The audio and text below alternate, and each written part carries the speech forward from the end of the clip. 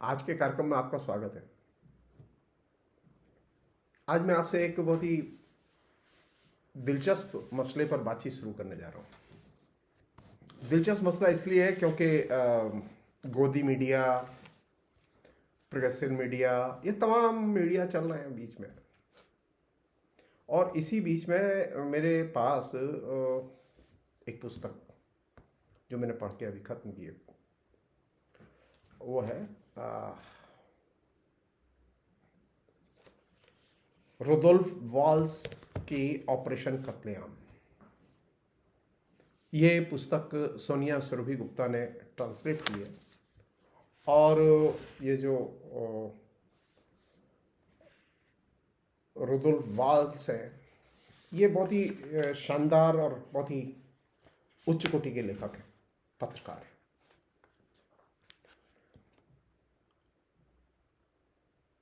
और ये पुस्तक मैंने जानबूझ के चुनी है।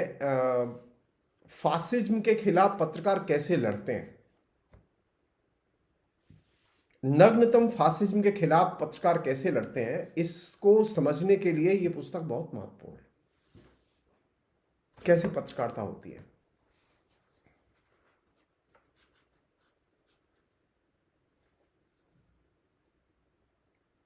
इस पुस्तक के जो कुछ महत्वपूर्ण अंश हैं वो मैं आपसे पढ़ूंगा और शेयर करूंगा। अगर मौका लगा मुझे, मेरे पास उनकी रुडोल्फ वाल्स की और भी पुस्तकें हैं, मैं उन पर बाद में बात करूंगा मैं। लेकिन अभी जो ट्रांसलेशन हिंदी में आया है, और ये ट्रांसलेशन आया था 2023 में। सोनिया सुरभि गुप्ता का परिचय देना बहुत ज़रूरी है क्योंकि वो महत्वपूर्ण ट्रांसलेटर है स्पेनिश से हिंदी में। और उन्होंने स्पेनिश साहित्य पर बहुत महत्वपूर्ण काम किया, और वो संयोग से जामिया मिलिया इस्लामिया विश्वविद्यालय में वो स्पेनिश की प्रोफेसर हैं। और मुझे ये सौभाग्य प्राप्त है कि हम दोनों साथ साथ पढ़े हैं। वो स्पेनिश पढ़ती थी, मैं हिंदी पढ़ता था, और हमने दोनों ने साथ साथ पॉलिटिक्स भी किए जेएनयू में।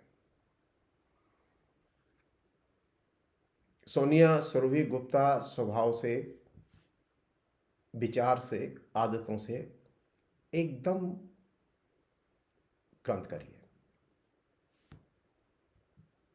उसने अपना पूरी तरह से जिसे कहें व्यक्तित्व रूपांतरण किया है। उसके व्यक्तित्व के बारे में मैं अभी फिलहाल कुछ नहीं बोलूँगा। मैं सिर्फ जो चीज़ आपसे शेयर करना चाहता हूँ ये कि सोनिया सुरभि गुप्ता ने अनेक महत्वपूर्ण ट्रांसलेशन जो हिंदी में आए हैं स्पेनिश से, वो उसने किए हैं।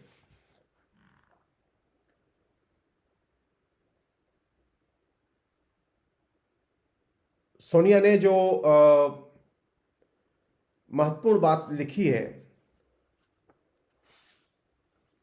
रुडोल्फ वाल्स के इस ऑपरेशन कत्लेआम उपन्यास cum political writing plus political reporting, ये तीन जेनर एक साथ हैं इस किताब में। यह पुस्तक पहली बार 1957 में प्रकाशित हुई थी, और इसका जो स्पेनिश में नाम था वो था ऑपेरासियोन मासाकरे। और जब ये पुस्तक प्रकाशित हुई फर्स्ट टाइम 1957 में मेरा जन्म भी हुआ, तो उस समय गाब्रियल गार्सिया मार्केस ने लिखा कि ये जो पुस्तक है ये विश्व के साहित्य रत्नों में से एक है। और मार्केस का जो ये कथन है ये अक्षरशः सत्य है, क्योंकि रुडोल्फो वाल्स बहुत ही महत्वपूर्ण क्रांतिकारी पत्रकार, लेखक, उपन्यासकार, कहानीकार थे।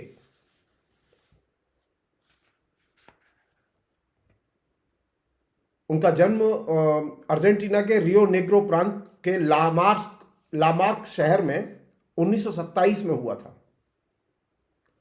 और 1927 में ही कोलंबिया में गार्सिया मार्केस का भी जन्म हुआ था, और दोनों बाद में अच्छे मित्र थे। और ये जो पुस्तक लिखी गई, ये पुस्तक कई मायने में महत्वपूर्ण है। एक तो ये कि इस लेखक का आइडियोलॉजिकल ट्रांसफॉर्मेशन इस पुस्तक के लिखने के दौरान हुआ। ये लेखक क्रांतिकारी लेखक बना, पहले क्रांतिकारी लेखक नहीं था।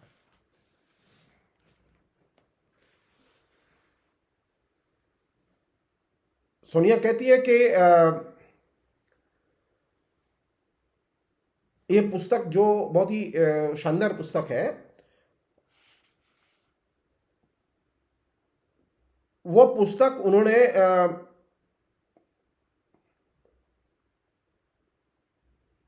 जब लिखी तो उनका बहुत ही गहरा अनुभव था फासिज्म का अर्जेंटीना में।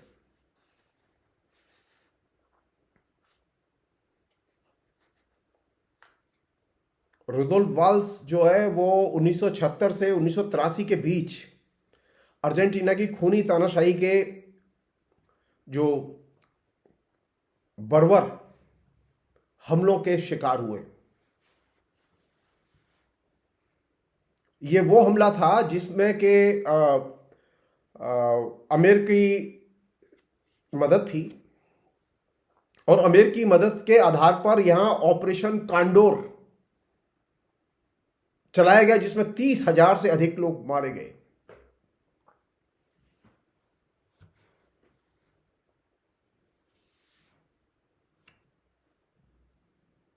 ये उपन्यास लिखने की प्रक्रिया में रुडोल्फ वाल्स पॉलिटिकल एक्टिविस्ट भी बन गए। यानी एक कृति एक लेखक को, उसके आइडियोलॉजिकल कैरेक्टर को, उसके सामाजिक एक्टिविस्ट की भूमिका को किस तरह से ट्रांसफॉर्म कर सकती है, ये इस दृष्टि से इस किताब का पढ़ना और पढ़ाया जाना बहुत महत्वपूर्ण है।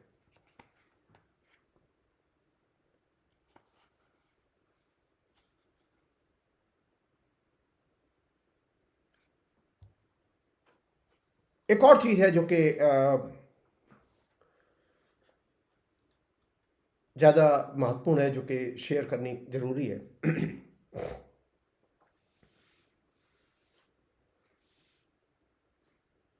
9 जून 1956 में जो विद्रोह हुआ, उस समय वॉल्स पेरोनवादी यानी कम्युनिस्ट नहीं थे।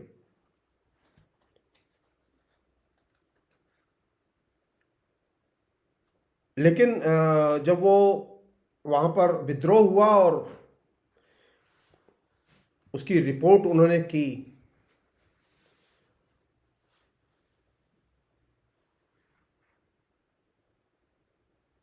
तो उसके बारे में सोनिया ने जो लिखा है, मैं उसे सीधे पढ़ रहा हूं। उन्होंने लिखा कि ऑपरेशन कत्लेआम को अब काफी समय से गैर गल्प उपन्यास की शैली की पहली कृति माना जाता रहा, क्योंकि यह पुस्तक ट्रूमैन कैपोटे के उपन्यास इन कोल्ड ब्लड जो 1966 में छपा था, जिसे वर्षों तक इस शैली के उपन्यास का पहला उदाहरण माना गया, उससे करीब 10 साल पहले यह किताब छपी थी। ऑपरेशन कत्लेआम की तफ्तीश ने मेरी जिंदगी बदल दी, ये खुद लेखक का कहना है। उसने यह भी लिखा, लेखक ने, कि उसके दौरान मैं समझ पाया कि मेरी अंतरंग विकलताओं के बाहर एक धमकी भरी दुनिया भी है। अंतरंग विकलताओं के बाहर एक धमकी भरी दुनिया भी है।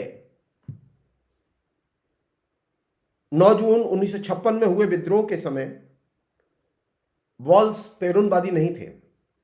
नहीं, 6 महीने बाद जब कॉफी हाउस में उन्होंने जो वाक्य सुना कि कत्ल होने वालों में से एक जिंदा है, महीनों की रिपोर्टिंग के बाद वॉल्स ने पाया कि उस रात फ्लोरिडा के उस घर से गिरफ्तार किए गए अधिकांश लोगों को फायरिंग स्क्वाड का सामना करना पड़ा, और श्रमिक वर्ग के सामान्य नागरिक थे जिनका उस रात के पेरोन समर्थक विद्रोह से कोई लेना देना नहीं था। सामान्य मजदूर मौत के घाट उतारे गए उस कत्लेआम टुकड़ी के जरिए। अधिकारियों की निर्ममता उनकी अक्षमता से ही मेल खाती थी। 12 में से 7 लोग फायरिंग स्क्वाड से बचकर भाग जाते हैं। वॉल्स ने जीवित बचे लोगों में से प्रत्येक का पता लगाया और साफ सुथरी दमदार शैली में उन हत्याओं की सच्चाई को उजागर किया, जो कि इस ऑपरेशन कत्लेआम पुस्तक की धुरी है।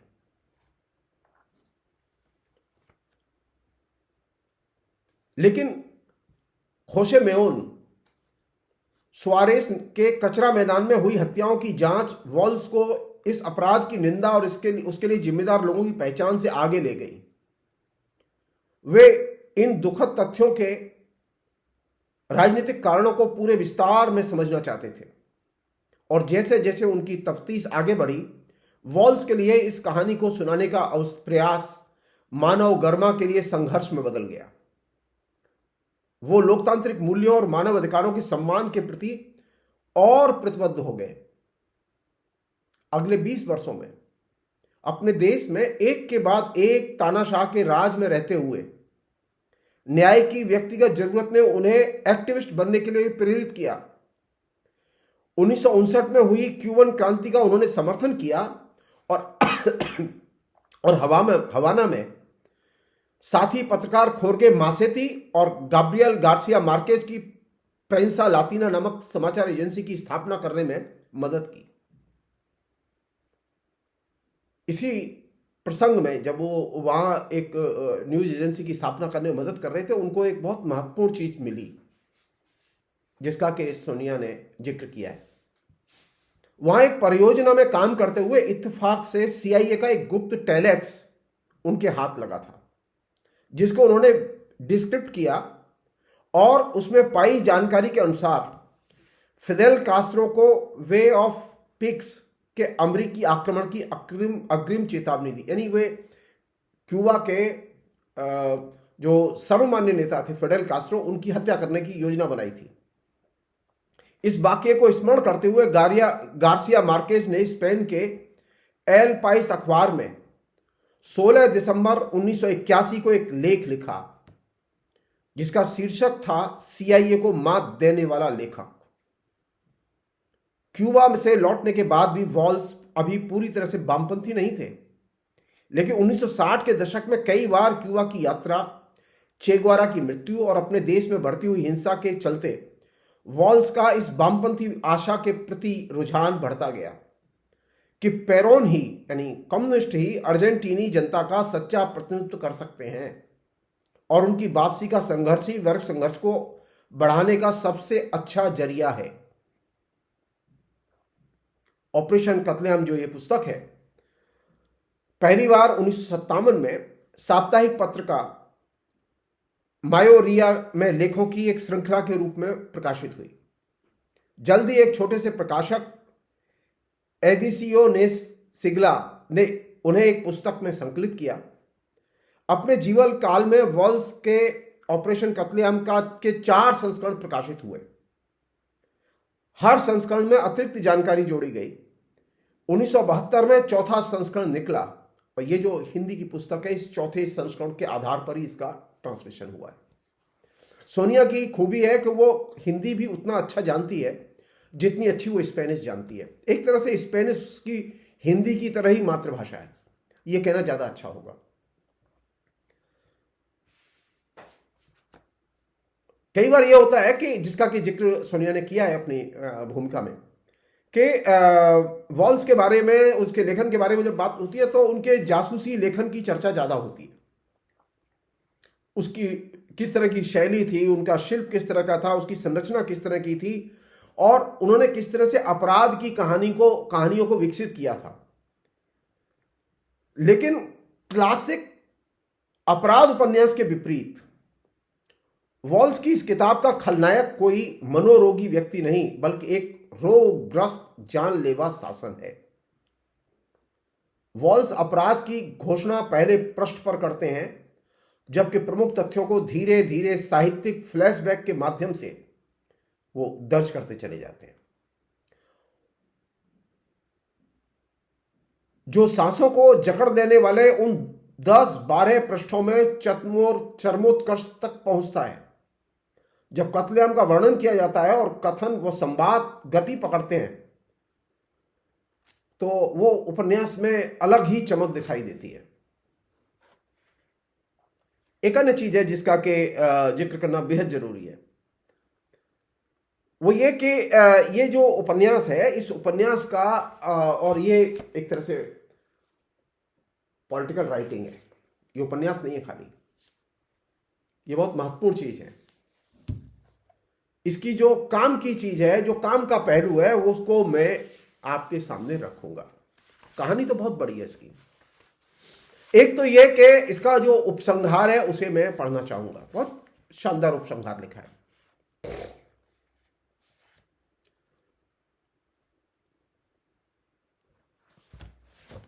रोडोल्फो वाल्स कहते हैं उपसंहार में, कातिलों के सत्ता में होते हुए भी इस कत्लेआम के सच को उजागर करते हुए और उसके बारे में लिखते हुए मेरी एक सोच रही कि जहां तक हो सके इसे उन दूसरे हत्याकांडों से अलग रखा जाए जिनके शिकार मुख्यतः फौजी रहे थे।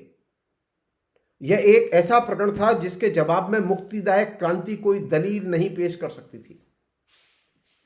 इस कार्य पद्धति के चलते मुझे एक ऐतिहासिक तर्क के बजाय एक विशिष्ट आरोप के साथ काम करना पड़ा, यानी मुक्तिदायक क्रांति और उसके आज के बारिशों की अन्यायपूर्ण नृशंसता का एक चरम उदाहरण पेश करना और उनसे यह सवाल पूछना, क्या वे इस नृशंसता को अंगीकार करते हैं या फिर उसको स्पष्टतया अनधिकृत मानते हैं। अनधिकृत मानने का एकमात्र तरीका यही हो सकता था कि दोषियों को सजा मिले और पीड़ितों को नैतिक एवं आर्थिक मुआवजा। इस पुस्तक के 3 संस्करण, लगभग 40 छपे हुए लेख, संसद के लिए प्रस्तावित विधेयक और कई अन्य छोटे बड़े कदम, इन सब के माध्यम से पिछले 12 वर्षों के दौरान 5 क्रमिक सरकारों ने यही सवाल किया गया है। जवाब में हमेशा मिली है खामोशी। जिस वर्ग का ये सरकारें प्रतिनिधित्व करती हैं वह इस हत्याकांड का समर्थन करता है, उसे अपनाता है और उसका दंड नहीं तय करता, केवल इसलिए कि वह खुद को सजा देने के लिए तैयार नहीं है।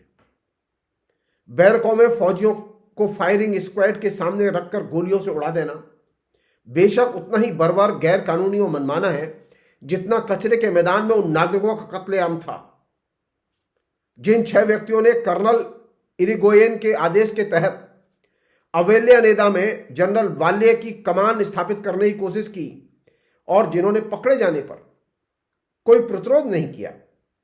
उन्हें 10 जून की सुबह लानूस के क्षेत्रीय पुलिस विभाग में गोलियों से मार डाला गया। ला प्लाता में बगावत की अगुवाई करने वाले कर्नल कोरगोनो की 7वीं रेजिमेंट की बैठक में 11 तारीख के शुरुआती मिनटों में गोली मारकर हत्या कर दी गई। वारदात में हताहत गैर फौजी नागरिक आल्बर्टो अवादिए को पहले प्राथमिक चिकित्सा दी गई। 12 की रात होते ही वह फायरिंग स्क्वाड के सामने खड़े किए जाने के लिए तैयार हो गए। बोस के पार्क में उनको मौत के घाट उतार दिया गया। 10 जून दोपहर को कर्नल कोर्टिनेस और कर्नल इवासेता और 5 अन्य जूनियर अफसरों को काम्पो दे मायो में कोर्ट मार्शल किया जाता है। जनरल लोरियो की अध्यक्षता में बैठी फौजी अदालत फैसला सुनाती है कि इस मामले में प्राण दंड न्याय संगत नहीं है। सरकार न्याय शास्त्र के सिद्धांत को ताक पर रखते हुए अधिनियम 10/364 पारित करती है, जिससे 7 अभियुक्तों में से 6 को प्राण दंड मिलता है। 11 जून सुबह 3:40 पर एक बांध के पास इस आदेश पर अमल किया जाता है।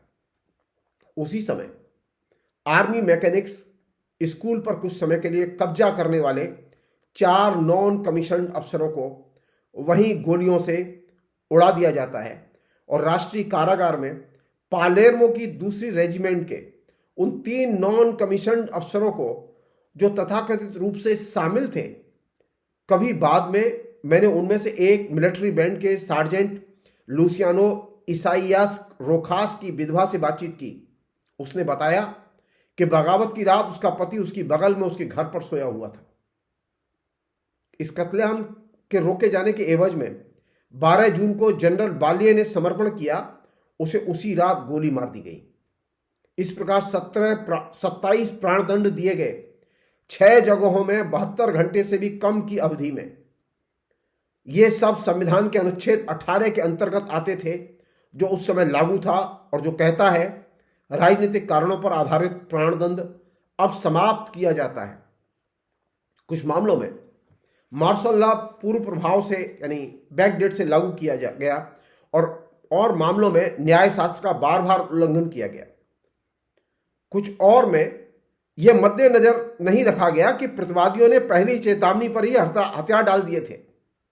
कुल मिलाकर यह एक बड़ा कत्लेआम था, मनमाना और गैर कानूनी, जिसके सबसे बड़े अपराधी वे लोग हैं जिन्होंने उसे वैध बनाने वाले अधिनियमों पर हस्ताक्षर किए, जनरल अरुम्बुरू और जनरल ओसोरियो अराना, एडमिरल रोखास और एडमिरल आर्तोंग और ब्रिगेडियर क्राउसे। इन 5 लोगों के नाम उन्होंने, लेखक ने मेंशन किए। अब एक अन्य चीज जो कि बहुत जरूरी चीज है और महत्वपूर्ण चीज है, वो ये कि जो कि मुझे लगता है कि इसे शेयर किया जाना चाहिए। जो पहले संस्करण की जो भूमिका ऑपरेशन कत्लेआम में लिखी गई, ऑपरेशन कत्लेआम 27 मई से 29 जुलाई 1957 के बीच मायोरिया पत्रिका में प्रकाशित हुआ था, 9 किस्तों में। इस किताब में जिन तथ्यों और घटनाओं का विवरण है, उन पर मैं 15 जनवरी और मार्च अंत 1957 के बीच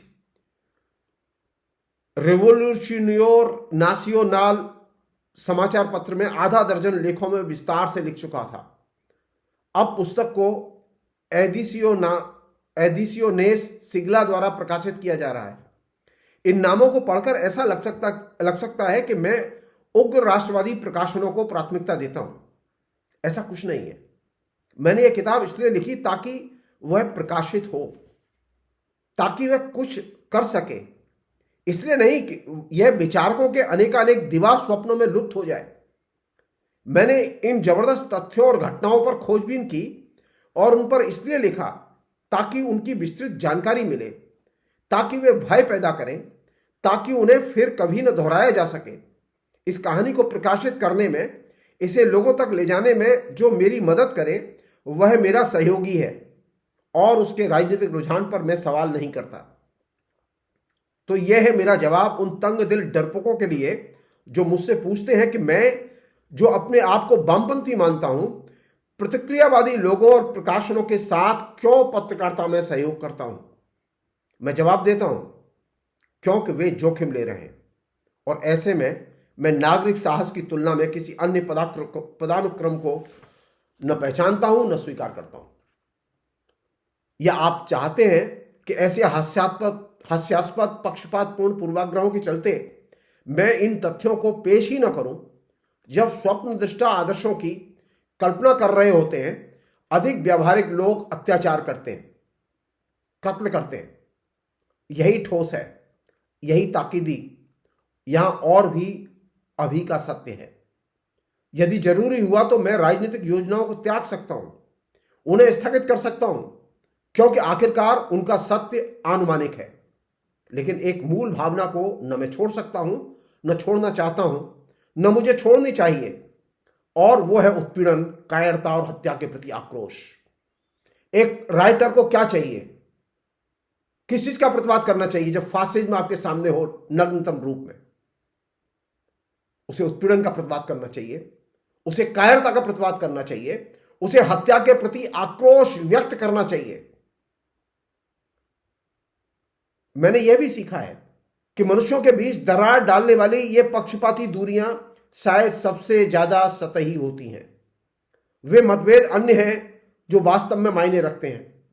चरित्र के दुर्गम विडंबनापूर्ण अंतर, ज्यादातर अमूर्त समस्याओं के बारे में मेरे जैसे ही सोचने वाले लोगों ने मैंने सहज प्रतिक्रिया मानने वाली ठोस परिस्थितियों के सामने एक जबरदस्त व्यावहारिकता देखी है। ऐसी प्रतिक्रियाएं जो मानवता को सार्थक बनाती हैं। वह उत्पीड़क जो थोड़े सा भी उकसाने पर हत्यारा बन जाता है, एक मौजूदा समस्या है। बहुत इंपॉर्टेंट चीज है ये, जो पहले संस्करण की भूमिका में लेखक ने लिखी है। वह उत्पीड़क जो थोड़ा सा भी उकसाने पर हत्यारा बन जाता है, एक मौजूदा समस्या है, और यह समस्या जितनी अर्जेंटीना की है उतनी ही यहां पर भी है। यहां फर्क सिर्फ इतना है कि वो कत्ल नहीं करता, जेल में डाल देता है, सड़ सड़ के मर जाइए। जिसका नागरिक विवेक द्वारा उन्मूलन एक स्पष्ट उद्देश्य होना चाहिए। नागरिक विवेक। हम आज तक इस बात से अनभिज्ञ थे कि हमारे भीतर यह जानवर पनप रहा है। नाजी जर्मनी में भी इसे बाहर आने में दो भाई और बमबारी के कई साल लगे।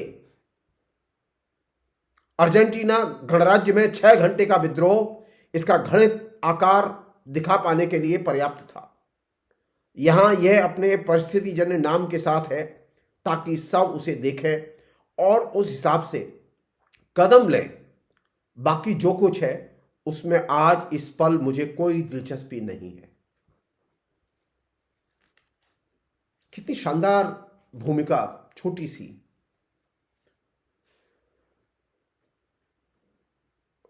और ये प्रसंग आगे कंक्लूड करने के लिए मैं इसका एक बहुत महत्वपूर्ण एक पक्ष है जो कि मैं आपसे शेयर करूंगा। वो है इस पुस्तक में 2 चीजें हैं। एक तो यह इसका 1964 के दूसरे संस्करण से मैं जो उपसंहार है वो, और दूसरा यह कि मिलिट्री जुंटा के नाम लेखक का खुला पत्र।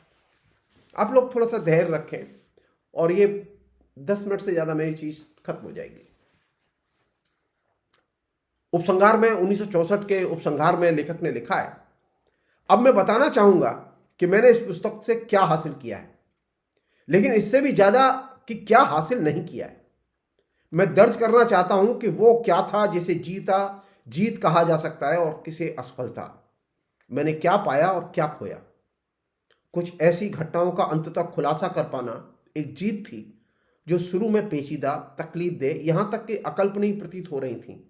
यह खुलासा भी सिर्फ एक कम उम्र लड़की और उन परेशान आदमियों की मदद से हो पाया जो इन घटनाओं के शिकार रहे थे। जीत थी उस डर पर काबू पाना जो खासकर शुरू में मुझ पर हावी था, और साथ ही उन्हें भी इसी डर से मुक्त करना। कौन सी चीज थी जिस जीत किसे कहते हैं? डर पर काबू पाना और दूसरे के मन से डर निकालना। हालांकि डर का जैसा अनुभव उनका रहा था, मैं कभी उसकी बराबरी नहीं कर सकूंगा। जीत थी कि मार्सेलो जैसा व्यक्ति जो हमें जानता तक नहीं था, हमें जानकारी देने के लिए आया, गिरफ्तारी और पिकाना का जोखिम उठाते हुए, जिसने बाद में उसे पंगु बना दिया, और फ्लोरिडा की नन्ही कासांद्रा ने यह महसूस किया कि वह एक आदमी का जीवन हमें सौंप सकती है। बरसों बाद ट्रॉक्सलर की बच्चों जैसी मुस्कान से फिर रूबरू होना एक जीत थी। उस रात का कतई जिक्र न करते हुए, ये जानते हुए भी कि उस रात के सभी उत्तरजीवियों को उसने ही बचाया था, जरा सी बच्ची ने। बाकी से मैं हार गया। मैं चाहता था कि सरकार, अरम्बुरू की, फ्रोंदीसी की, गीदो की, किसी की भी सरकार अपने किसी भोले भुलक्कड़ अधिकारी के मुंह से ही सही इतना स्वीकार कर ले कि 10 जून 1956 की उस रात अर्जेंटीनी गणराज्य की ओर से अत्याचार हुआ था। मैं चाहता था कि इस देश की कोई भी सरकार यह स्वीकार करे कि उन व्यक्तियों को मार डालना इस देश की न्याय व्यवस्था की भारी गलती थी, कि उन्हें बेवजह गलती से, मूर्खता या अंधेपन से मार दिया गया। मैं जानता हूं कि जो मर गए हैं उन्हें इसकी परवाह नहीं है, लेकिन यह शालीनता की बात थी। पता नहीं और कैसे कहूं, मैं चाहता था कि जो बच गए थे, गोली के घावों से विकृत, लिवरागा, जीवंता, लगभग पागल, तहखाने में छिपा दी चियानो, प्रवास में रह रहे दूसरे, उन्हें कोई भी अधिकारी, कोई संस्था, इस सभ्य देश का सम्मानित कुछ भी शब्दों में ही सही, यहां जहां शब्द इतने हल्के हैं, जहां शब्दों की कोई कीमत नहीं, इनसे इतना कह दे कि एक त्रुटि हुई थी, एक घातक विचारहीनता हुई थी, चाहे यह न कहे कि एक जघन्य अपराध हुआ था।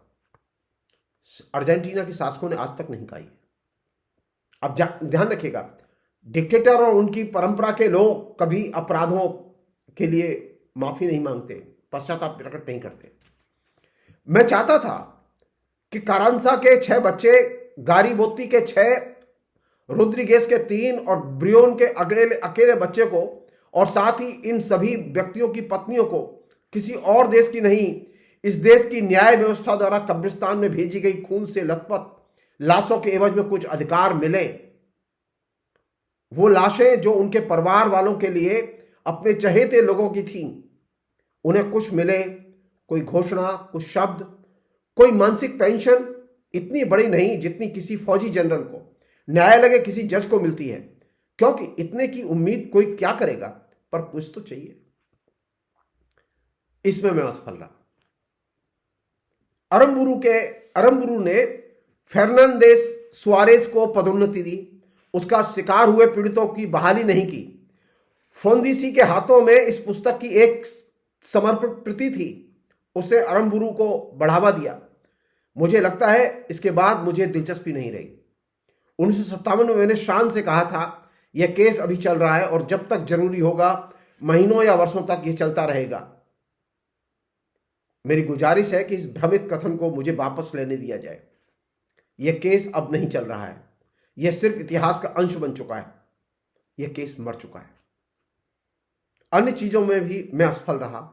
मैं चाहता था कि फर्नांडेज सुआरेज पर मुकदमा दायर हो, उसे पदच्युत किया जाए, दंड दिया जाए। जब यह स्पष्ट हो गया कि ऐसा कुछ भी नहीं होने वाला था, तो मैंने स्वयं अपने तरीके से, अपने हथियारों से सजा देनी चाहिए। मैंने उसका पीछा शायद उसी बर्बरता से किया जिससे उसने किया था। तड़पड़ाया था, मारा था। मैं उसे सप्ताह दर सप्ताह कोड़ों की मारता गया। इस कोशिश ने जिस हद तक मुझे उसके जैसा बना दिया, उसके लिए मैं आपसे फिर वापस कदम रखने की इजाजत मांगता हूं। मुझे फर्नांडेज सुआरेज से अब क्या लेना देना। एक और विफलता भी है। जब मैंने यह कहानी लिखी थी, मैं 30 साल का था। 10 साल से मैं पत्रकारिता में था। अचानक मुझे यह समझ में आने लगा कि मैंने अब तक जो कुछ भी किया था, उसका पत्रकारिता की उस धारणा से कुछ लेना देना नहीं था जो इस दौरान मेरे मस्तिष्क में उभर रही थी।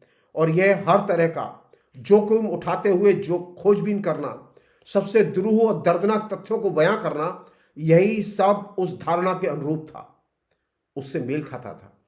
इस एहसास से प्रेरित होकर मैंने एक और तहकीकात की और तुरंत ही एक और छिपी हुई कहानी उजागर की, सातानोवस्की मामले की कहानी। इससे और भी धमाका हुआ, लेकिन परिणाम वही था, मृतक अच्छी तरह से मृत और हत्यारे दोषी पाए जाने पर भी मुक्त। तब मैं सोचने लगा, क्या इस सब का वाकई कोई फायदा था? क्या मैं जिसका पीछा कर रहा था वह कोरी मृतृष्णा तो नहीं थी? जिस समाज में हम रह रहे हैं, क्या उसे इन तथ्यों का पता होना जरूरी है? मेरे पास अभी भी कोई उत्तर नहीं है। जो भी हो, यह तो स्वाभाविक है कि मेरी कई आस्थाएं टूटी हैं। न्याय में आस्था, क्षतिपूर्ति में, लोकतंत्र में, ऐसे सभी शब्दों में, और अंततः उसमें जो कभी मेरा पेशा था अब नहीं है, यानी पत्रकारिता में। आपने जो कहानी पढ़ी है उसे मैं पुनः पढ़ रहा हूं। कई वाक्य हैं जो मुझे परेशान कर रहे हैं। मैं झुंझलाकर सोचता हूं कि अब मैं इससे बेहतर लिखता। क्या मैं इसे लिखता? उपसंहार खत्म। और ये जो रोनाल्डो का जो मतलब लेखन है, उसकी जो भाषा है, उसकी जो ऊष्मा है, उसके अंदर जो क्रांतिकारी विवेक है, परिवर्तनकामी विवेक है,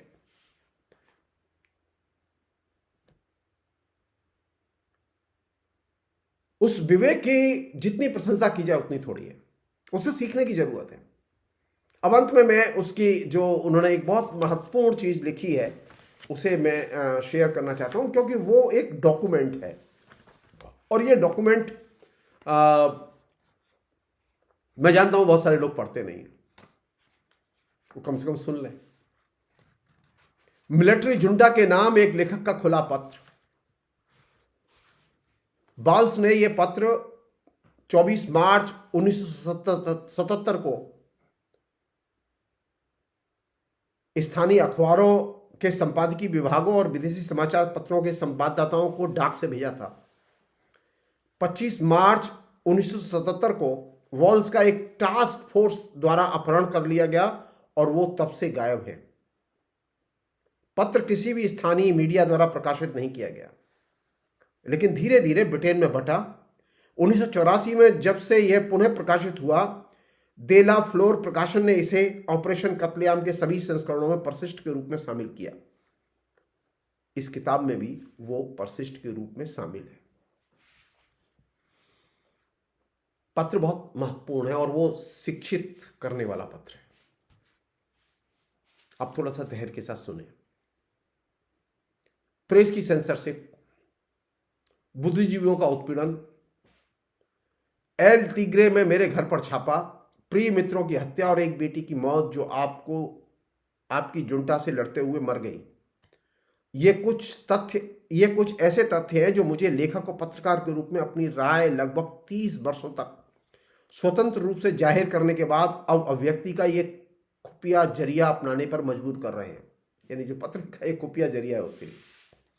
फौजी प्रशासन की पहली वर्षगांठ पर आधिकारिक दस्तावेजों और भाषणों के माध्यम से सरकार की साल भर की कार्रवाई की समीक्षा पेश की गई है। जिन्हें आप सफलताएं कहते हैं वे गलतियां हैं, जिन्हें आप गलतियों के रूप में पहचानते हैं वो अपराध हैं, और जिनका आपने जिक्र ही नहीं किया वे अनर्थ हैं। 24 मार्च 1976 को आपने एक ऐसी सरकार को काट फेंका जिसका आप स्वयं हिस्सा थे, जिसकी बदनामी में अपनी दमनकारी नीतियों के निष्पादक के रूप में आपने योगदान दिया, और जिसका कार्यकाल समाप्त होने वाला था क्योंकि चुनाव 9 महीने बाद के लिए घोषित हो चुके थे। इस परिप्रेक्ष्य में देखें तो आपने इसाबेल मार्टिनेज के अस्थायी जनादेश को नहीं बल्कि लोकतांत्रिक प्रक्रिया की उस संभावना को नेस्त नाबूद किया जिससे जनता उन बुराइयों को दूर कर सकती थी जिनको आपने जारी रखा और बढ़ावा दिया है। जन्म से ही अवैध आपके द्वारा चलाई जा रही सरकार उस राजनीतिक प्रोग्राम को पुनरुज्जीवित करके वैधता पा सकती थी जिस पर 80% अर्जेंटीनियों ने 1973 के चुनावों में सहमति व्यक्त की थी, और जो आज भी जनता की इच्छा की वस्तुनिष्ठ अभिव्यक्ति के रूप में कायम है, और जो उस राष्ट्रीय आत्मा का एकमात्र संभव अर्थ हो सकता है जिसकी आप इतनी गुहार लगाते हैं। आप उस रास्ते को कतई उलटकर आपने उस परास्त अल्पसंख्यक अवजात वर्ग के विचारों और हितों को बहाल किया है जो उत्पादक शक्तियों के विकास में बाधा डालते हैं, लोगों का शोषण करते हैं और राष्ट्र का विघटन करते हैं। राजनीतिक पार्टियों को प्रतिबंधित करना, यूनियनों में हस्तक्षेप करना, प्रेस का गला घोंटना और अर्जेंटीनी समाज में ऐसा गहरा आतंक फैला देना जैसा पहले कभी नहीं किया गया हो। इस तरह की राजनीति कुछ ही समय तक हावी रह सकती है। इसके दूसरे अंश में वो लिखते हैं 15,000 गायब, 10,000 कैदी, 4,000 मृत, 10,000 निर्वासित इस आतंक के नंगे आंकड़े हैं। आज जेलें भरी हुई हैं। आपने देश की मुख्य छावनियों में बाकायदा कंसंट्रेशन कैंप बना रखे हैं जहां कोई भी जज, वकील, पत्रकार, अंतर्राष्ट्रीय पर्यवेक्षक प्रवेश नहीं कर सकता। कार्रवाई की सैन्य गोपनीयता जिसे जांच की जरूरत बताया जा रहा है, गिरफ्तारियों को अपहरण में बदल रही है, जिसके चलते असीमित यातनाएं और बिना मुकदमे मृत्युदंड दिए जा रहे हैं। पिछले वर्ष बंदी प्रत्यक्षीकरण की 7,000 से अधिक याचिकाओं का नकारात्मक उत्तर दिया गया है। गायब होने के हजारों अन्य मामलों में अपील भी दायर नहीं की गई क्योंकि उसकी अनुपयोगिता पहले से ज्ञात है, या इसलिए कि कोई ऐसा वकील ही नहीं मिल पाता जो अपील दायर करने की हिम्मत करे, क्योंकि जिन 50 या 60 ने ऐसा किया उनका एक एक करके अपहरण कर लिया गया। इस तरह से आपने यातना को एक समय की सीमा से परे कर दिया। कैदी है ही नहीं तो 10 दिन के भीतर उसे न्यायाधीश के सामने पेश करने की कोई संभावना भी नहीं है, जैसा उस कानून के अंतर्गत अनिवार्य है जो पिछली तानाशाहियों की दमनकारी पराकाष्ठा के दौरान भी लागू रहा था। समय की सीमा हट जाने के साथ साथ आपके तरीकों से भी सीमाएं हट गई हैं और आप उस जमाने में वापस लौट गए हैं जब पीड़ितों के जोड़ों और आंतरिक अंगों पर सीधे कार्रवाई होती थी, बल्कि अब तो आप उन सर्जिकल और औषधीय साधनों का प्रयोग करते हैं जो पुराने जल्लादों को उपलब्ध नहीं थे। रैग, ड्रिल, चमड़ी उधेड़ना, मध्यकालीन एक्विजिशन का आ रहा, बयानों में इन सब का नाम फिर से आ रहा है, पिकाना और पनडुब्बी के अलावा जो आज के अग्रणी आधुनिकीकरण है। छापामार युद्ध समाप्त करने की लक्ष्य प्राप्ति के लिए किसी भी साधन को सही ठहराने वाले तर्क को बारंबार रियायतें देकर आप ऐसे परम कालातीत अभौतिक अत्याचार की सीमा तक पहुंच गए हैं, जहां यंत्रणा देने वालों के विकृत मस्तिष्क में जानकारी हासिल करने का मूल्य उद्देश्य खो चुका है और उसका स्थान ऐसे आवेग ने ले लिया है जिसका उद्देश्य है मानव तत्व को इस हद तक कुचल डालना कि वो टूट जाए और अपनी गरिमा खो दे, जैसे जल्लाद खो चुके होते हैं, जैसे आप खो चुके हैं। थर्ड, सैनिक प्रशासन द्वारा कैदियों के नाम प्रकाशित करने से इनकार। दरअसल यह छिपाने के लिए है कि बंधकों को सुबह खाली मैदानों में ले जाकर उनकी पूर्व नियोजित तरीके से गोली मारकर हत्या की जा रही है और यह सब मन गढ़ंत मुठभेड़ों और भागने की काल्पनिक कोशिशों का बहाना लेकर किया जा रहा है। देहात में पर्चे बांटते, दीवारों पर नारे लिखते चरमपंथी 10-10 की तादाद में किसी वाहन पर चढ़ते हुए जो अचानक आग की चपेट में आ जाते हैं, ये सब ऐसी पटकथा के किरदार हैं जिसे विश्वास किए जाने के लिए नहीं बल्कि नियमित रूप से की जा रही हत्याओं पर हो रही अंतर्राष्ट्रीय प्रतिक्रिया को दरकिनार करने के लिए लिखा गया है। आंतरिक रूप से यह पटकथा बताती है कि फौज किस प्रबलता से उन जगहों पर जवाबी कार्रवाई कर रही है जहां हाल में छापामार गतिविधियां हुई हैं। संघीय सुरक्षा एजेंसी में बम विस्फोट के बाद 70 लोगों को गोली मार दी गई। ला प्लाता पुलिस विभाग के विस्फोट के जवाब में 55 को गोली मारी गई। रक्षा मंत्रालय में हमले के लिए 30 को, कर्नल कास्तेलियानोस की मृत्यु के बाद नए साल के नरसंहार में 40 को, सिउदादेला के पुलिस स्टेशन को नष्ट करने वाले विस्फोट के बाद 19 को, ये उन 300 कथित मुठभेड़ें दर्ज की गई। 200 हत्याओं का हिस्सा हैं जहां प्रतिद्वंदियों में एक भी घायल नहीं हुआ और उनकी कमान के तहत सुरक्षा बलों में एक भी नहीं मारा गया। इन बंधकों में से कई ट्रेड यूनियन प्रतिनिधि, बुद्धिजीवी, क्रांतिकारियों के संबंधी, निहत्थे, विरोधी या महज संदिग्ध माने गए व्यक्ति हैं। ये सभी एक सामूहिक दंड के प्राप्तकर्ता हैं जिसका न्याय के सभ्य मानदंडों में कोई स्थान नहीं है और वे उन घटनाओं को तय करने वाली नीतियों को प्रभावित करने में असमर्थ हैं जिनके लिए उन्हें दंड दिया जा रहा है। नाजी कब्जे में आए देशों में एसएस द्वारा वियतनाम में अमेरिकी आक्रमणकारियों द्वारा उपयोग किए गए बॉडी काउंट सिद्धांत के अनुसार दुश्मनों की मौत में भारी वृद्धि दिखाने के लिए उनकी हत्या की जा रही है। मुठभेड़ों में घायल या पकड़े गए क्रांतिकारियों को मौत के घाट उतारा जा रहा है। यह तथ्य स्वयं सेना की प्रेस विज्ञप्तियों में उभरता है जिनमें कहा गया है कि एक साल के दौरान 600 छापामार क्रांतिकारियों की मौत हुई और केवल 10 या 15 घायल हुए। ऐसा अनुपात भयंकर लड़ाइयों में भी नहीं देखा जाता। इस अनुमान की पुष्टि एक भूमिगत समाचार पत्र से भी होती है जिसमें बताया गया है कि 18 दिसंबर 1976 से लेकर 3 फरवरी 1977 के बीच 40 कार्रवाइयों के दौरान सैनिक बल में से 23 मृतक और 40 घायल हुए और छापामारों में 63 मृतक हुए। सजा का इंतजार कर रहे 100 से अधिक कैदी भागने का प्रयास करते हुए मारे जा चुके हैं। ये सरकारी आंकड़े इसलिए नहीं पेश किए गए हैं कि उस पर विश्वास किया जाए, बल्कि छापामारों और राजनीतिक दलों को आगाह करने के लिए कि न्यायिक तौर पर बंदी बनाए गए व्यक्ति भी वक्त पड़ने पर कोर कमांडरों द्वारा स्ट्रेटेजिक रिजर्व की तरह इस्तेमाल किए जा सकते हैं।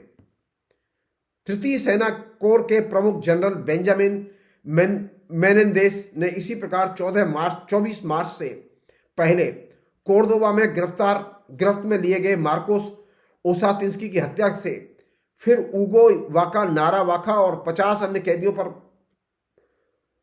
भागने के जुर्म में मृत्युदंड के कानून को निर्ममता से लागू करके खासा नाम कमाया। इसका ब्यौरेवार विवरण देने में उन्हें कोई शर्म महसूस नहीं हुई।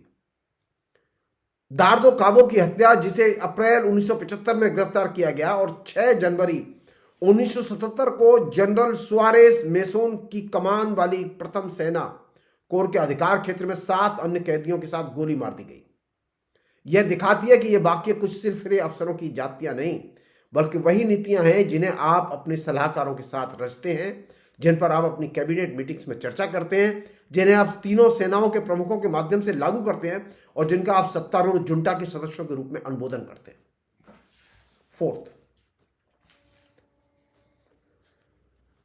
लाशें बरामद होने की खबर छापने पर प्रतिबंध लगने के बाद 1500 से 3000 लोग खुफिया तरीके से कत्ल कर दिए गए हैं। कुछ मामलों की खबर फिर भी बाहर आ गई है, किसी अन्य देश के संबंध होने के कारण या आपके द्वारा किए गए नरसंहार के परिणाम के कारण या फिर आपकी खुद की सेना में फैल चुके आतंक के कारण। मार्च और अक्टूबर 1976 के बीच यूरुग्वाई के तटों पर 25 कटी फटी लाशें तैरती मिली, जो शायद नौसेना मैकेनिक्स स्कूल में यंत्रणा से मर जाने वालों की लाशों के ढेर का एक छोटा सा हिस्सा थी, जिन्हें नौसेना के जहाजों ने ला प्लाता नदी में फेंक दिया था।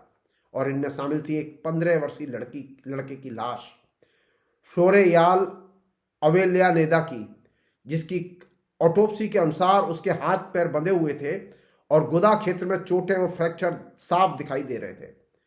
अगस्त 1976 में सान रोके दे कोर्तोवा झील में गोताखोरी करते हुए एक स्थानीय युवक को मानो एक तैरता कब्रिस्तान ही मिल गया। वह पुलिस थाने गया, जहां उसकी रपट दर्ज नहीं की गई, और उसने अखबारों को लिखा जिन्होंने उसे छापने से मना कर दिया। 3 से लेकर 19 अप्रैल 1976 के बीच बुएनोस आयरेस में 34 शव, 4 जुलाई को सान तेल्मो में 8, 9 जुलाई को लुखान नदी में 10। ये 20 अगस्त के उस नरसंहार की महज पृष्ठभूमि है, जिसमें काम्पो दे मायो से 15 किलोमीटर की दूरी पर 30 शवों का ढेर मिला और लोमास दे सामोरा में 17 लाशें मिली। इन रिपोर्टों से दक्षिणपंथी गिरोहों की सक्रियता की मनगढ़ंत कहानी का पर्दाफाश हो जाता है, जिसके अनुसार लोपेस रेगा के 3A के ये तथाकथित बारिश फौजी ट्रकों में के बड़े से बड़े गैरिसन को चकमा दे रहे हैं, ला प्लाता नदी को लाशों से पाट देते हैं, या प्रथम एरियल ब्रिगेड के विमानों से ही कैदियों को समुद्र में ढकेल देते हैं, और जनरल विदेला, एडमिरल मासेरा या ब्रिगेडियर आगोस्ती का इसमें कोई हाथ नहीं होता है। आज तीनों सेनाएं ही 3A बन चुकी हैं और आपके द्वारा चलाई जा रही जुंटा 2 प्रकार की हिंसा के बीच का संतुलन बिंदु नहीं है, और न ही ये 2 आतंकवादों के बीच की निष्पक्ष रेफरी है, बल्कि उस आतंक का स्रोत है जो दिशाहीन हो चुका है और जो केवल मृत्यु का प्रलाप कर सकता है। यही ऐतिहासिक निरंतरता पिछली सरकार के दौरान हुई जनरल कार्लोस प्रास की हत्या को जनरल खुआन खोसे तोरेस, सेल्मर मिचेलोनी, एक्तोर गुतिएरेस रोइस और दर्जनों राजनीतिक शरणार्थियों के अपहरण और मृत्यु से जोड़ती है, जिससे चिली, बोल्विया और यूरुग्वाई में लोकतांत्रिक प्रक्रिया की संभावनाओं को खत्म करने की कोशिश की गई। इन अपराधों में फेडरल पुलिस के विदेश विभाग की निश्चित भागीदारी भविष्य में भी ऐसे रहस्योद्घाटनों का स्रोत बनी रहेगी जो आज अंतर्राष्ट्रीय समुदाय को हिला रहे हैं। इस विभाग के संचालक ख्वान गातेरी और अंतोनी खातोर जैसे अफसर अर्जेंटीना में CIA के स्टेशन चीफ गार्डनर हैथवे के मातहत काम करते हैं और US एड के माध्यम से CIA की पगार पाते हैं।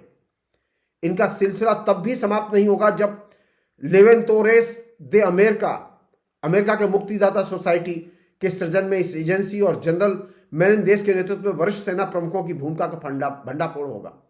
यह वही संस्था है जो 3A की भूमिका अदा करती रही है, जब तक तीनों सेनाओं की ओर से जुंटा ने इसका बीड़ा नहीं उठा लिया। विनाश के इन आंकड़ों में निजी हिसाब चुकता करने के उदाहरण भी शामिल हैं, जैसे कैप्टन ओरासियो गांधारा की हत्या, जो पिछले 1 दशक से नौसेना के वरिष्ठ प्रमुखों के लेन देन पर छानबीन कर रहा था, या प्रेंसा लिब्रे में मंत्री मार्टिनोस दे ओस के कुछ बहुराष्ट्रीय कंपनियों के साथ गहरे संबंधों पर रिपोर्ट छपने के बाद उसके पत्रकार ओरासियो नोवेलियो को छुरा घोंपने के बाद उसका शरीर जलाकर उसे मार डालने का वाकया। इन घटनाओं की रोशनी में आपके अग्रणी अधिनायकों में से एक द्वारा सुनाई गई युद्ध की परिभाषा अपना परम अर्थ ग्रहण कर लेती है। हमारे द्वारा चलाया जा रहा युद्ध नैतिक तथा प्राकृतिक सीमाओं को नहीं पहचानता। यह अच्छाई और बुराई से परे है। ये वहां के डिक्टेटरों का कथन था। 5th, सभ्य दुनिया की अंतरात्मा को झकझोर देने वाले ये तथ्य फिर भी अर्जेंटीना की जनता के लिए सबसे बड़ी पीड़ा लाने वालों में से नहीं है। नहीं, आपके द्वारा मानवाधिकारों का सबसे खराब उल्लंघन है। इस सरकार की आर्थिक नीति में न केवल उसके अपराधों का स्पष्टीकरण देखा जाना चाहिए, बल्कि उसका सबसे बड़ा अत्याचार भी, जो लाखों लोगों को एक सुनियोजित पीड़ा से दंडित कर रहा है। एक वर्ष में आपने श्रमिकों के वास्तविक वेतन को 40% से तक कम कर दिया है। राष्ट्रीय आय में उसकी भागीदारी में 30% तक कमी आई है, उसे घटा दिया गया है। अपने परिवार की जरूरतों को पूरा करने के लिए जरूरी उसका कार्य दिवस 6 घंटे से बढ़ा के 18 घंटे तक कर दिया गया है, जो एक तरह से बधुआ मजदूरी की वापसी है, जो उपनिवेशवाद के अंतिम गढ़ों में भी देखने को नहीं मिलेगी। आपने वेतन राइफल के हत्थों के नीचे दबा रखे हैं, जबकि तलवार की नोक पर महंगाई बढ़ रही है। किसी भी प्रकार के सामूहिक विरोध पर पाबंदी है, सभाओं और आंतरिक आयोगों पर प्रतिबंध है, काम के घंटे बढ़ा दिए गए हैं, बेरोजगारी बढ़कर रिकॉर्ड 9% पर आ गई है और 3 लाख मजदूरों की छटनी ने इसे अब आपने गौर और बढ़ा दिया है। इस तरह से आप औद्योगिक युग के शुरुआती दौर के उत्पादन संबंध वापस ला रहे हैं, और जब मजदूरों ने इसका विरोध किया तो आप उन्हें विध्वंसकारी करार दे रहे हैं। ट्रेड यूनियन प्रतिनिधियों का अपहरण हुआ है, जिनमें से कई की लाशें मिली और कई लापता हैं। इस नीति के भयंकर परिणाम रहे हैं। सरकार के इस पहले वर्ष में भोजन की खपत में 40% की कमी आई है, कपड़ों की खपत में 50% से भी ज्यादा गिरावट आई है, और गरीब तबके में दवाओं की खपत न के बराबर है। ग्रेटर बुएनोस आयरेस में ऐसे इलाके हैं जहां शिशु मृत्यु दर 30% से अधिक है, और ये आंकड़े हमें रोडेशिया, डाहोमी या गुयाना के बराबर ला देता है। ग्रीष्मकालीन डायरिया, पैरासाइटोसिस, यहां तक कि रेबीज के भी आंकड़े कूद कर विश्व रिकॉर्ड को न केवल बराबरी कर चुके हैं, बल्कि उन्हें पार कर गए हैं। लगता है यही आपके वांछित लक्ष्य हैं, क्योंकि आपने सार्वजनिक स्वास्थ्य पर बजट इतना काट दिया है कि अब वो रक्षा बजट के 1/3 से भी कम हो गया है।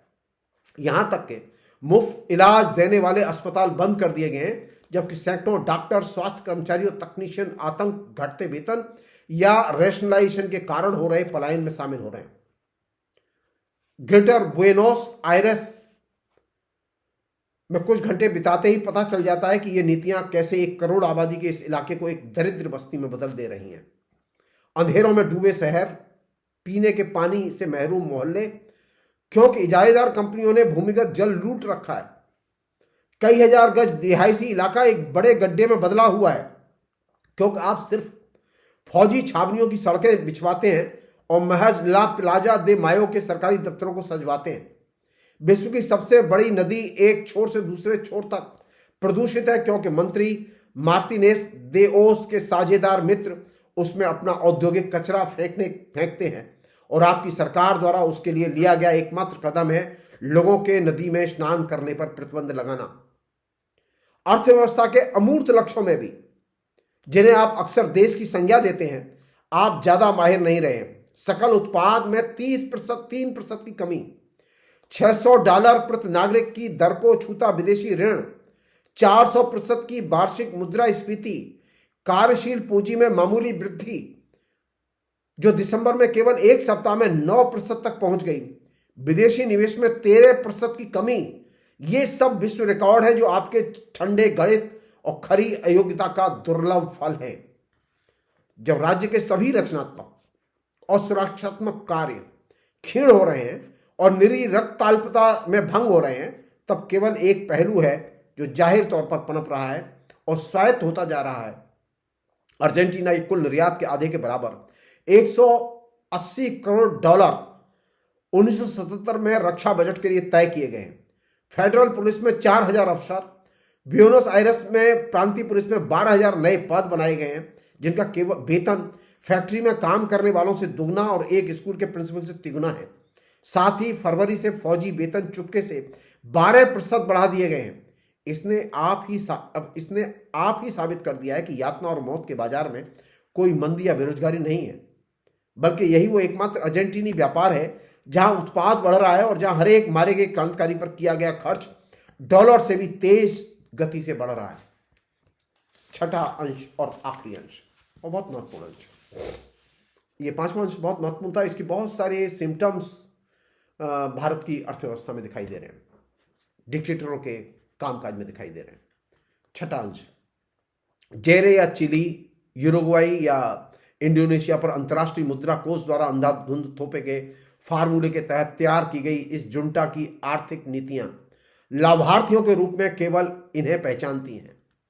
पुराना जमींदार कुलीन वर्ग, नया सट्टेबाज पूंजीपति वर्ग और कुछ छटी हुई बहुराष्ट्रीय कंपनियां जिनमें अग्रणी है आईटीटी, एसओ, ऑटोमोबाइल उद्योग, यूएस स्टील और सीमेंस, जिनसे मंत्री मार्टिनेज दे ओस और उनके मंत्रिमंडल के सभी सदस्य व्यक्तिगत रूप से जुड़े हुए हैं।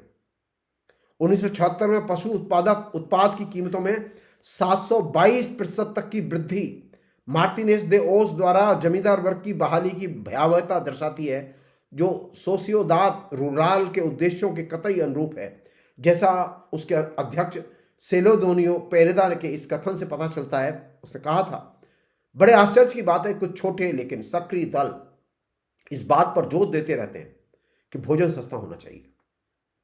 स्टॉक एक्सचेंज का तमाशा, जहां कुछ लोगों ने बिना किसी श्रम के 100 से 200% फायदा पाया है, जहां कुछ ऐसी कंपनियां हैं जिन्होंने पहले की तुलना में अधिक उत्पादन किए बिना रातों रात अपनी पूंजी 2 गुनी कर ली है, जहां सट्टे का पागल पहिया डॉलर पत्र समायोज्य मूल्य तेजी से घुमाता रहता है और सूदखोरी प्रति घंटे ब्याज का गणित करती है। ये सब बड़ा अजीब लगता है, विशेषकर यह ध्यान में रखते हुए कि यह सरकार भ्रष्टाचारियों की दावत खत्म करने के लिए आई थी। बैंकों का निजीकरण करके आप राष्ट्र की बचत और जमा रकम विदेशी बैंकों के हाथों में दे रहे हैं। आईटीटी और सीमेंस को मुआवजा देकर आप इन कंपनियों को पुरस्कृत कर रहे हैं जिन्होंने देश को लूटा है। उनके पेट्रोल स्टेशन फिर चालू करवाकर आप शेल और एसओ के मुनाफे में बढ़ोतरी कर रहे हैं। सीमा शुल्क घटाकर आप हांगकांग या सिंगापुर में नौकरियां और अर्जेंटीना में बेरोजगारी पैदा कर रहे हैं। इन सब तथ्यों के सामने आप खुद से ये सवाल करने चाहिए, कौन है जो देशद्रोही जिनका जिक्र आपकी प्रेस विज्ञप्तियों में लगातार होता रहता है? विदेशी हितों के लिए काम करने वाले भाड़े के लोग कहां हैं?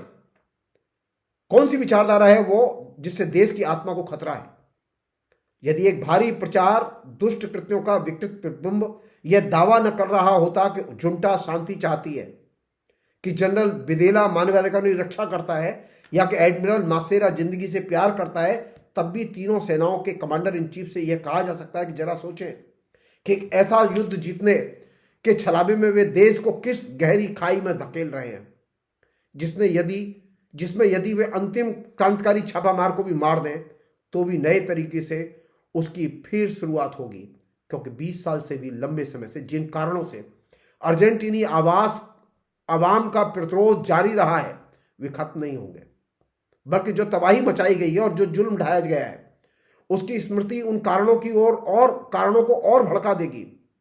जुंटा के सदस्यों को उनकी नाकामयाब सरकार की पहली वर्षगांठ पर मैं ये विचार उन तक पहुंचाना चाहता हूं, सुने जाने की किसी उम्मीद के बिना, सताए जाने की नई निश्चितता के साथ, लेकिन कठिन दौर में साक्ष्य देने की कटिबद्धता के प्रति वफादारी से, जो मैंने बहुत समय पहले अपनाई थी।